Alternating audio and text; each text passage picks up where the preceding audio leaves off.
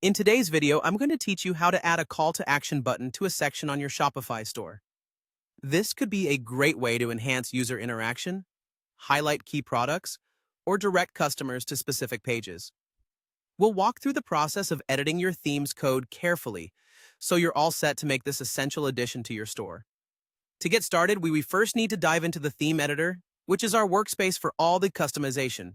You can access it by heading over to your Shopify admin panel. Once you're there, navigate to the online store section, then click on Themes. Right next to your current theme, you'll find a button that looks like 3 dots, aptly named the More Actions button. Go ahead and select Edit Code from that menu. This will take us into the code editor, where all the magic happens. Now that we're in the code editor, our next step is to find the specific template file where you want to situate your button.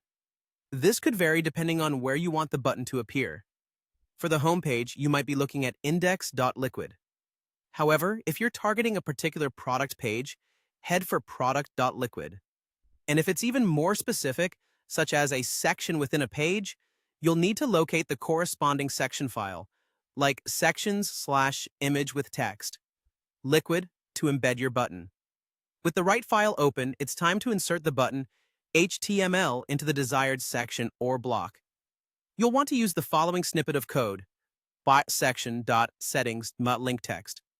Here's a quick breakdown. The href attribute sets where the button links to.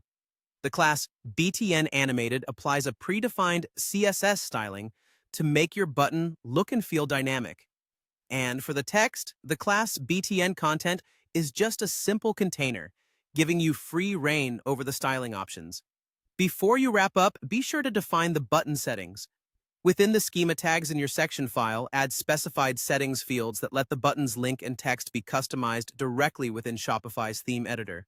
Here's a useful structure: name, call to action, settings, ID, link, type, URL, label, button link, ID, link text, type, text, label, button text, default, click here. If customizing the button's appearance is on your mind, some additional CSS work can also be helpful. You can tweak your theme's base CSS file, or, if you prefer, have a dedicated CSS file for your section. Applying custom styles to the BTN animated class could get you a button that perfectly matches your store's design. Think colors, fonts, and even border styles. Finally, it's all about the trial and error to refine your work. Save the changes in the code editor and preview your store. Check that the button is visible, it looks just right, and more importantly, links correctly. If something's not up to snuff, go back and adjust the styling or positioning until it's seamlessly integrated with your design. Happy customizing!